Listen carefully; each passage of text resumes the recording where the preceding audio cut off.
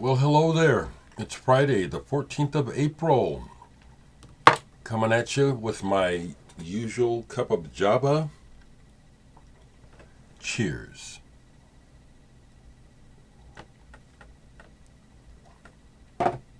So, what's going on, people? Hope your day is going to be good. Hope your weekend is going to be good. Hope things are good.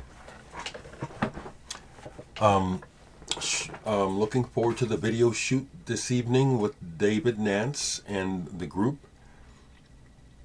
My friend Nick Backler, film director, is the director for the video. I'm looking forward to that because I like working with Nick. He's very good with film and editing.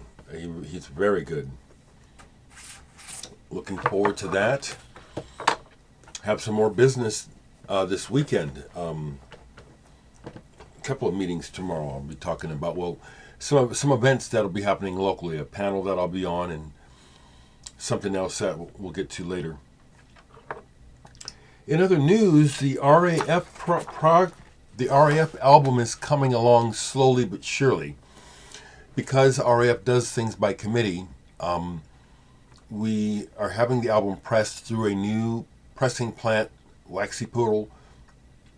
And in order to keep the costs down, we farmed out a couple of the pieces, and one of them is that the band wanted an insert for the album, and the inserts came already. We got the insert from the printers yesterday. This is the insert that will be on the inside of the upcoming RAF album.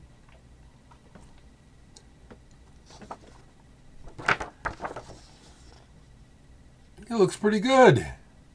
And Tim Cox, the drummer of the band, that's him down in the hat, down there. That's Tim. He put this together. I think he did a pretty decent job. As I said, when you do things by committee, it's always different than when you do it yourself, you know. And if I was doing this myself, I would have done some things differently. But that's beside the point. I'm really happy. I want to point out the picture right there, the kid with his arm raised, screaming into the mic.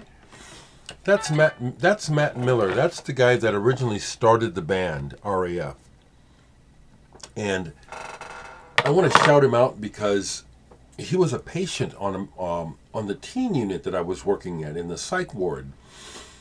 And we all know that, you know, ethically you're not supposed to be involved with the patients outside the hospital.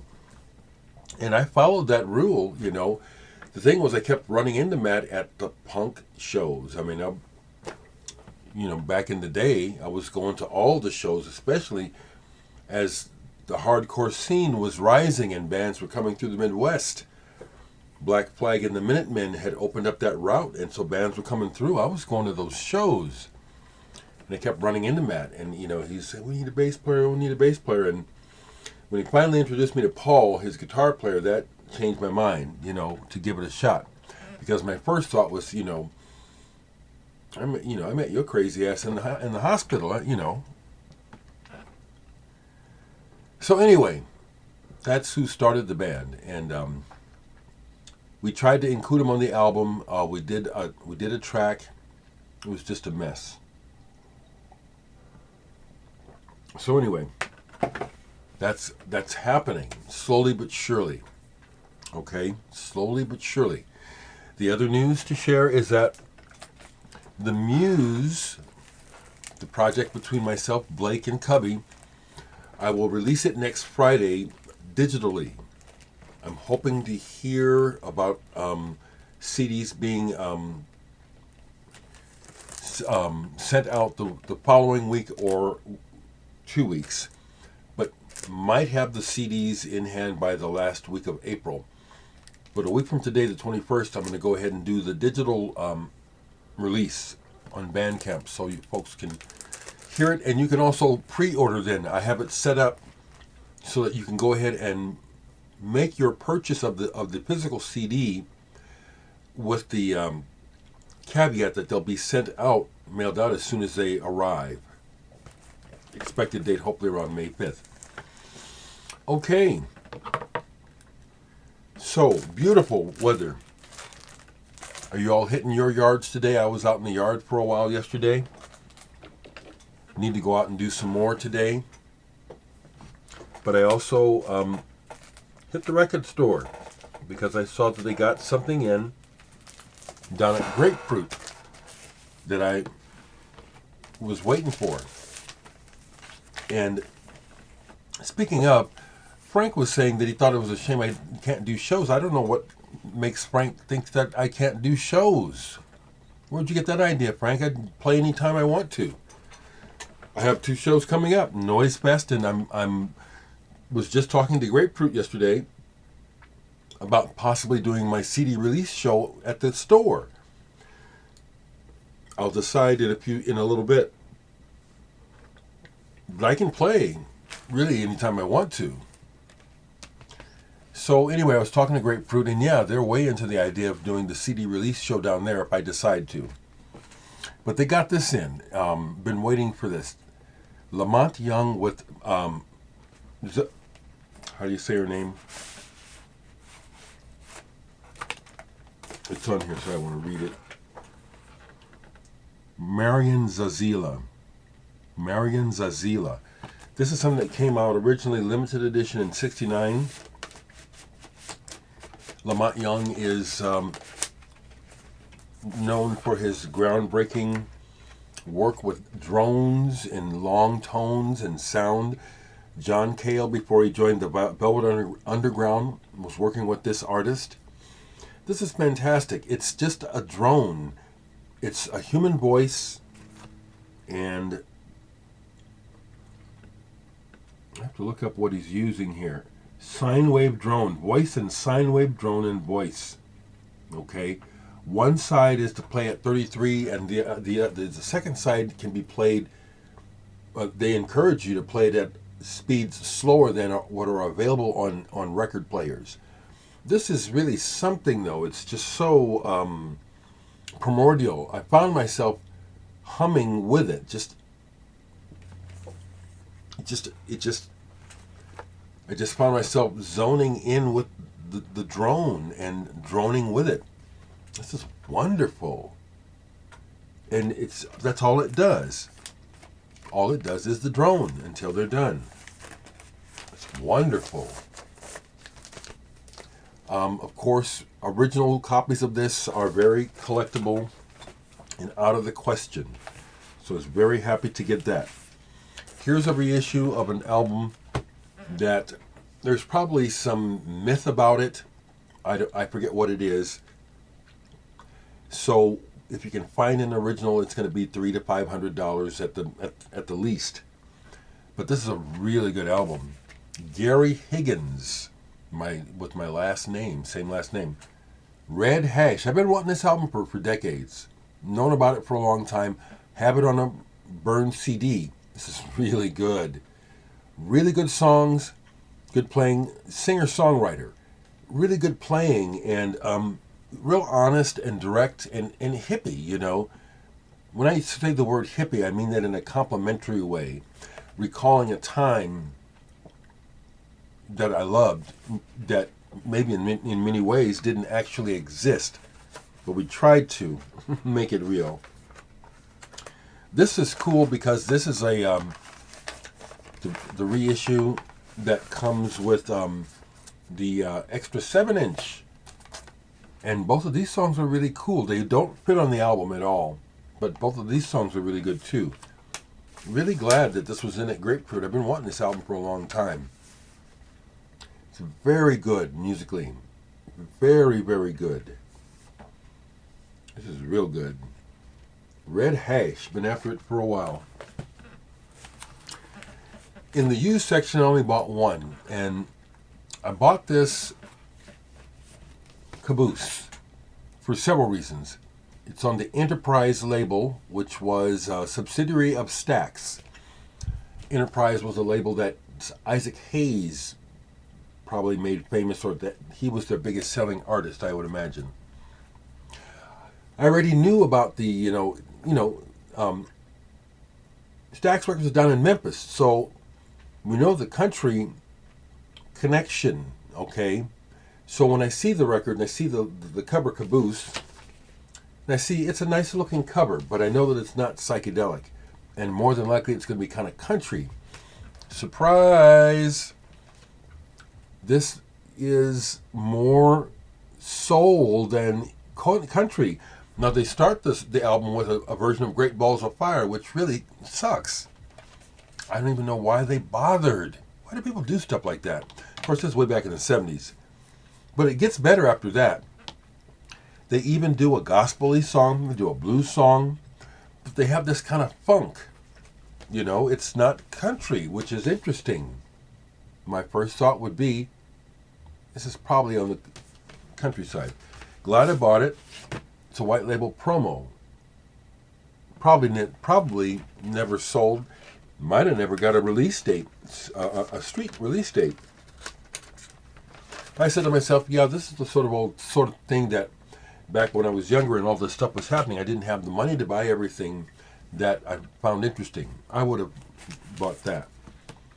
The other album I bought is new. I think this is new. Elton Gun, On. Now, at first I thought this was straight Middle East, but then I look it up, and it's a Scandinavian group with some Middle Eastern members. And it has that, makes me think of Morocco. This is really cool. And the other thing about it is that it does, when they start off, it sounds like something old, and then they mix it up, and then you realize this is, this is not old. Interesting. I need to find out more about this. Elton Gun, On. The other thing that got me about this was that the cover. Yeah, I like that cover. I'll show a few more records.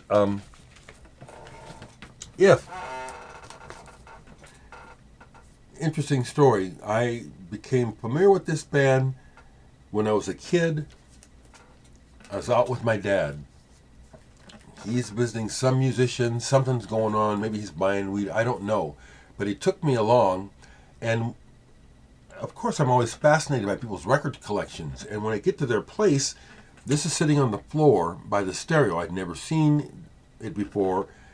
Had never heard of the band, you know. So I'm intrigued. Yeah, look at that cover. And I didn't get to hear it that night because that's the last thing on their minds is playing some music for some kid. But after that, first opportunity I had to get an album by the band, I got it. Good jazz rock prog band. Now, where I kind of differ from a lot of fans of the band is that I think, and after listening to this again yesterday, their solo sections are too long. They go on and they repeat, and they don't rise enough for my taste. They just repeat, and the person is soloing, and the soloing is okay, but for the most part, they don't lift and take you on a journey. So that's always been my criticism of this band. I have 4 of their albums, and I like the tunes. Shadows and Echoes on here, that's like a standout on here. And the fella has a very soulful kind of voice. Interesting how it sounds like he has something caught in his throat. Good album. I love that cover. I love that cover. I went ahead and played this yesterday, and I'm going to just go ahead and say it. I like Richard Barbieri's solo work better than Porcupine Tree. I really like Porcupine Tree. But when I listen to Richard's stuff, this is the essence of what it is I like about Porcupine Tree, is the sound and his colors. Variants 3 and 4. This is wonderful. And the graphics are perfectly suited to the sound and texture of the music. Richard is a badass. A humble but extremely creative musician. Love his work, and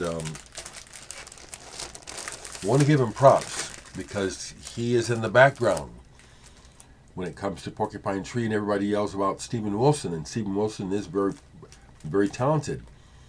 But the secret ingredient is Richard Barbieri. Bad motherfucker. So, I'm always watching documentaries because movies just stink, you know, and I don't like to pay, so I don't pay for movies. and what's available is crap. So I end up watching sci-fi when I'm not watching documentaries. Just watched a documentary I had not caught before. Well, no, actually, it was the Pop Goes Something website. One of those websites I like. The guy is knowledgeable. He does his homework. I'm going to look up the name of the site because it's worth, if you don't know it. Come on, computer, and show me the fucking shit. You know, I hate it how when you need the computer to do something for somebody, they'll hang up and hang up. Happens to everyone. Yes, Pop Goes the 60s is the name of the website. And his first part of his history of Jefferson Airplane is up. Very, very thorough. I've always liked the Jefferson Airplane. And I think it's cool how he makes the connection that Jefferson Airplane, even though they're associated with the San Francisco sound, they really were kind of above and beyond that, you know, incorporating avant-garde and other stuff besides the folk and rock. And this is their first album before Grace Slick joined the band. This is a really good album. This is not one of the rare ones. This is one of the ones where they censored the band and they had them change lyrics and they took a song off, but it's still a really good album. Good band. I never saw the Airplane, but I got to see the Jefferson Starship on their first tour, Red Octopus. And they were good. They were good. Another documentary I just watched that was real good, plus listening to the Rick Rubin interview with George Clinton, very cool. George Clinton is a genius. So I had to pull this. My copy is beat. Cosmic Slop. I'd like to replace this. It's got a bad scratch on it. But pure genius. Pure genius. Cosmic Slop. Just everything about this, you know. Funky, psychedelic, thought-provoking, humorous, bawdy, all of that. And I love listening to George Clinton talk. He is so smart. And other than what people might think about someone who's done a lot of drugs and expect their brains to be mash, George Clinton is sharp as a motherfucker. I love listening to him talk. Love listening to him talk. And to think that he started back a year after I was born. Testify by the Parliament came out, I believe it was 1956. I was born in 55. That blows my mind, actually. Played some of this because it's the 50th anniversary. There's no reason for me to buy another copy of this. There's 2 new copies coming out today, actually. And there's no reason to buy it for me. You know, I'm not a fanatic. I still remember the first time I heard this album and saw the cover. It was my friend Paul, the Air Force brat that I befriended in my senior year of high school. He bought this when it came out. And when I came over, we were, you know, smoking a lot of dope and listening to a lot of psychedelic music, Gong and Faust and stuff. So when he put this on and when I looked at it, I knew who Bowie was. And I had already bought Man Who Sold the World, but I was on the fence about the record, you know, for a number of reasons, you know. So this confronted me when I saw his image, and then the first song, Watch That Man. So, I don't know about this. And then when we get to Aladdin, Sane, and Mike Garson's piano break, I said, okay, I'm in. This is a great album. And Bowie was right on the cutting edge of pushing those buttons, especially regarding sex at the time and sexuality. It was it's still a hot topic issue, but the way that he would, I guess the word is provoke. You know, it's like, what do you really think? What are you? Who are you? It's a great album. Bowie. No one else like it. Anything else down here? I think that's. Did I miss anything? I do have. No, that's everything. Oh, I did miss these. Okay. I think I forget if I showed these or not. I'm going to show them anyway. Because these are 2 more new entries from my collection. Faust. Apparently these came out as part of the VIII box set, which I never had an opportunity to buy. One never came to Omaha that I knew about. So these 2 albums, Momentaufnahme 1 and 2, whatever that means, moment, memory, whatever. There's 2 of them. There's 1 and then there's 2. And they just got these in at Grapefruit. Bureau B put these out, published 2022. This is tapes from the halcyon days of Faust, going all the way back to 1974 and thereabouts. And it has the elements of what made me fall in love with Faust in the first place. You know, they put out a whole lot of stuff since the first stuff where it's been hit and miss, and some stuff has just been really miss. Just him making a racket and really not going anywhere with it. But this stuff is visionary. I love Faust. So that's my check-in today. As always, I'm listening to a lot of Sakamoto. Listen to Peach Boy. I think it's a children's story. Sigourney Weaver narrates it. Beautiful music. Heartbeat remixes from the album Heartbeat. Remixes. Very cool. And this beautiful song that he did with David Sylvian, and Ingrid Chavez is on it too. Listen to My Heartbeat. Sounds so sweet. So anyway, folks, hope you're going to have a good weekend. Hope things go well tonight with the video shoot. It'd be nice to catch up with David. I haven't talked to him in a while. And y'all take care.